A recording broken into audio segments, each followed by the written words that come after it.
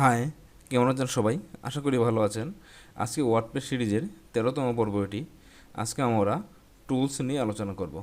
আশা করি ভিডিওটি প্রথম থেকে শেষ পর্যন্ত দেখবেন। এই ভিডিওটি দেখার পূর্বে অবশ্যই পূর্বের ভিডিওগুলো দেখে নেবেন। গত পর্বে আমরা ইউজার নিয়ে আলোচনা করেছিলাম, কীভাবে একটি ইউজার তৈরি করতে হয় এবং সেই ইউজারকে কীভাবে বিভিন্ন রুল প্রদান করতে হয় এবং সেই রুলের ভিতরে কীভাবে এক্সট্রা ফিচার অ্যাড করতে হয়, আমরা সেগুলো দেখেছিলাম। আজকে আমরা দেখব কিভাবে টুলস নিয়ে কাজ করে। তো শুরু করা যাক। প্রথমে আমরা ওয়ার্ডপ্রেসে লগ ইন করে নিব। তো আমি অলরেডি ওয়ার্ডপ্রেসে লগ ইন করে নিয়েছি। তো এখান থেকে আমরা টুলসে ক্লিক করব। তো এখানে একটি অপশন রয়েছে যে প্রথমে অ্যাভেলেবল টুলস। তো এখানে রয়েছে ক্যাটাগরিজ অ্যান্ড ট্যাগস কনভার্টার। এখানে বলা আছে যে if you want to convert your categories to tags use the categories and tags converter available from the import screen. তো আমরা এখানে ক্যাটাগরিজ অ্যান্ড ট্যাগস কনভার্টারে ক্লিক করব। মানে আমাদের যে ক্যাটাগরিগুলো ছিল এই পোস্ট করার সময় যে আমরা বিভিন্ন ক্যাটাগরি তৈরি করেছিলাম, সেই ক্যাটাগরিগুলোকে আমরা চাইলে ট্যাগসে কনভার্ট করতে পারি, আবার চাইলে ট্যাগসকে ক্যাটাগরিতে কনভার্ট করতে পারি। সেই জন্য আমরা ক্যাটাগরি এই লিঙ্কে ক্লিক করব। তো দেখেন এখানে অনেকগুলো অপশন চলে আসছে। তো আমি এখানে যারা দেখাতে যাচ্ছিলাম যে ক্যাটাগরিজ থেকে ট্যাক্স কনভার্টার, তো তার জন্য আমাদের কী করতে হবে, প্রথমে এটা ইনস্টল করতে হবে। সেই জন্য আমরা ইনস্টল নয় ক্লিক করব।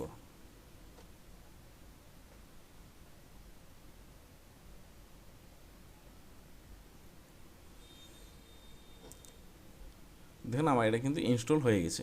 এখন আমরা রান ইম্পোর্টারে ক্লিক করব। দেখেন আমার এখানে এই ক্যাটাগরিগুলো ছিল। তো আমি এখন এখান থেকে জাস্ট নিউজ, স্পোর্টস এই দুটাকে কনভার্ট করব। সেই জন্য জাস্ট এখানে আমি কনভার্টে ক্লিক করব। দেখেন আমার কিন্তু কনভার্ট হয়ে গেছে। সেই জন্য আমরা জাস্ট এখান থেকে গিয়ে দেখব যে আমার এগুলা ট্যাক্সে পরিণত হয়েছে কি না। তো দেখেন এখানে যে নিউজ, স্পোর্টস এগুলো কিন্তু আমার কনভার্ট হয়ে ট্যাক্সে পরিণত হয়ে গেছে। এখন আমরা দেখব যে কীভাবে ট্যাক্সকে ক্যাটাগরিতে রূপান্তর করে। তো সেই জন্য আমরা রান ইম্পোর্টে ক্লিক করব। এখান থেকে ট্যাক্সে ক্লিক করব। তো এখানে বিভিন্ন এই ট্যাক্সগুলো ছিল। তো আমি এখান থেকে ক্রিকেট এবং ফুটবল এই দুটাকে কনভার্ট করব। তো দেখেন এই দুটা কিন্তু আমার অলরেডি কনভার্ট হয়ে গেছে। এখন যদি আমি পোস্ট থেকে এই ক্যাটাগরিতে ক্লিক করি, তো দেখেন এখানে কিন্তু আমার ক্রিকেট এবং ফুটবল ক্যাটাগরিতে চলে আসছে। এইভাবে আমরা টুলস থেকে বিভিন্ন ট্যাগসকে ক্যাটাগরি এবং ক্যাটাগরি ট্যাগসে নিতে পারি। তো এরপরেও অপশনটি এখানে রয়েছে ইম্পোর্ট। তো আমরা ইম্পোর্টে ক্লিক করব। দেখেন এখানে বিভিন্ন টুলস রয়েছে, অনেকগুলো টুলস, যেমন ব্লগার, তারপর LiveJournal, Movable TypePad, RSS feed, Tumblr, WordPress. মানে যে এই যেমন ব্লগার, এখানে বলা যে input post comments and user from a blogger blog. মানে আমাদের যদি কোনো ব্লগার সাইট থাকে, সেই সাইট থেকে আমি চাইলে এখানে পোস্ট কমেন্ট এগুলো ইম্পোর্ট করতে পারবো। ঠিক একইভাবে লাইভ জার্নাল দিয়েও করতে পারবো, আরএসএস দিয়েও করতে পারবো, ওয়ার্ডপ্রেস দিয়েও করতে পারবো। তো আমরা এখন এই ব্লগার ইনস্টল দিয়ে দেখবো যে ব্লগার সাইট থেকে কীভাবে XML ফাইল এনে এখানে ইম্পোর্ট করা যায়। সেই জন্য জাস্ট এখানে ইনস্টল না ক্লিক করব।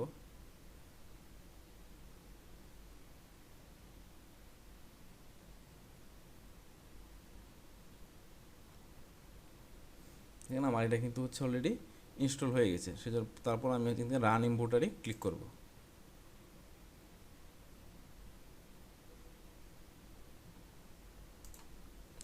তো এখন বলতেছি কি এখানে যে upload your blogger exported XML file.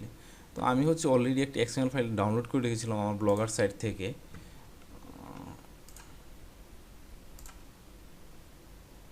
তো আমার একটা ব্লগার সাইট রয়েছে, আমি এই সাইট থেকে অলরেডি ফাইল ডাউনলোড করে রেখেছি। তো আমি সেই ফাইলটি এখানে ইনস্টল করব, আপলোড করব। তো এখান থেকে আমি চোজ ফাইলে ক্লিক করব। চোজ ফাইল থেকে ডাউনলোড, এই যে আমার ফাইলটি রয়েছে, জাস্ট সিলেক্ট করব, সিলেক্ট করে open, just upload file and import, submit.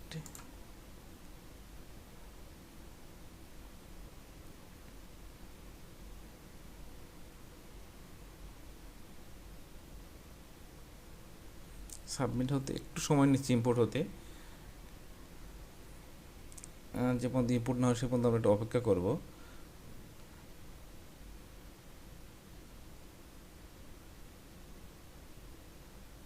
আমাকে কিন্তু বলতেছে কি ইম্পোর্ট ব্লগার অল ডান। আমি যদি এখন হচ্ছে পোস্টে যাই, দেখেন আমার কিন্তু হচ্ছে এখানে এই পোস্টগুলো অলরেডি চলে আসছে। ইভেন এখানে আরেকটা জিনিস দেখেন যে আমি যদি ইউজারে যাই, দেখেন আমার কিন্তু একটা নতুন ইউজার চলে আসছে, মৃদুল কুমারের। এইভাবে হচ্ছে আমরা বিভিন্ন হচ্ছে ফাইল ইম্পোর্ট করতে পারি। তো এখন দেখব কীভাবে এক্সপোর্ট করে। তো সেই জন্য আমরা জাস্ট এক্সপোর্টে ক্লিক করব। তার আগে আরেকটি জিনিস আমি দেখাইনি, যে ইম্পোর্টে যখন ক্লিক করব এখান থেকে আমরা কিন্তু চাইলে যে ওয়ার্ডপ্রেসের যে আমার এই যে পোস্টে রয়েছে সেই পোস্টগুলোকেও আমি ডাউনলোড এক্সপোর্ট করে তারপর আবার কিন্তু এখান থেকে ইনস্টল নাও করে ইম্পোর্ট করতে পারি। আশা করি আপনারা বুঝতে পারছেন কীভাবে হচ্ছে পোস্ট এবং হচ্ছে পেজেস এগুলো ইম্পোর্ট করবেন। এখানে কিন্তু বলা আছে সবগুলো, যে হচ্ছে আমার LiveJournal import post from LiveJournal using their API, তো হচ্ছে import post from RSS feed, import post media from Tumblr using their API, তো WordPress import post pages comments custom field categories and tags from a WordPress export file. আমরা ওয়ার্ডপ্রেসের ক্ষেত্রে হচ্ছে এই ফাইলগুলো আনতে পারবো, টামব্লারের ক্ষেত্রে হচ্ছে পোস্ট মিডিয়া ফাইল ইম্পোর্ট করতে পারবো। এইভাবে হচ্ছে আমরা আমাদের প্রয়োজনীয় ফাইলগুলো হচ্ছে ইম্পোর্ট করে নিয়ে আসতে পারবো। তো এখন দেখবো আমরা কীভাবে এক্সপোর্ট করি, সেই জন্য আমরা এক্সপোর্টে ক্লিক করব। এখান থেকে দেখেন হচ্ছে এখানে বলা আছে যে হচ্ছে when you click the button below WordPress will create an XML file for you to save your computer. মানে হচ্ছে আমি চাইলে এখান থেকে হচ্ছে বিভিন্ন পোস্ট পেজ মিডিয়া এগুলো হচ্ছে এক্সপোর্ট করে আমার কম্পিউটারে রাখতে পারবো।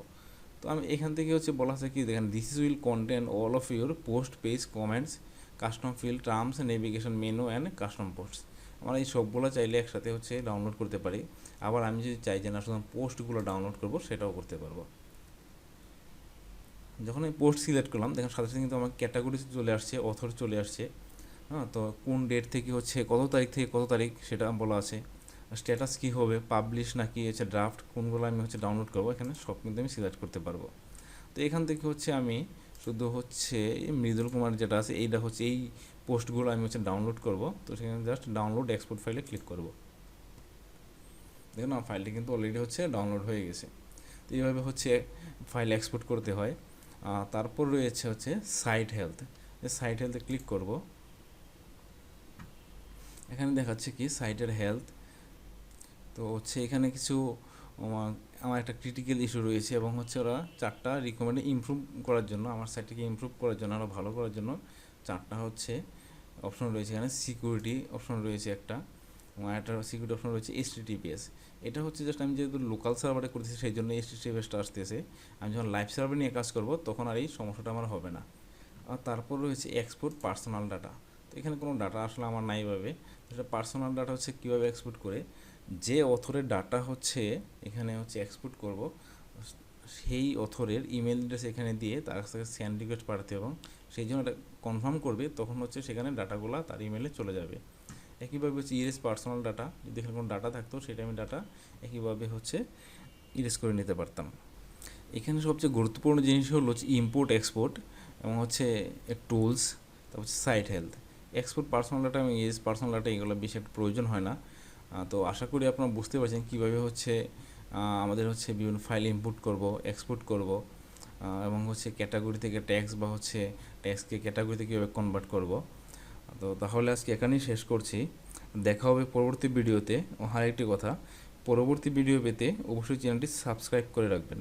তো ভালো থাকেন সবাই, দেখা হবে পরবর্তী ভিডিওতে। ধন্যবাদ সবাইকে।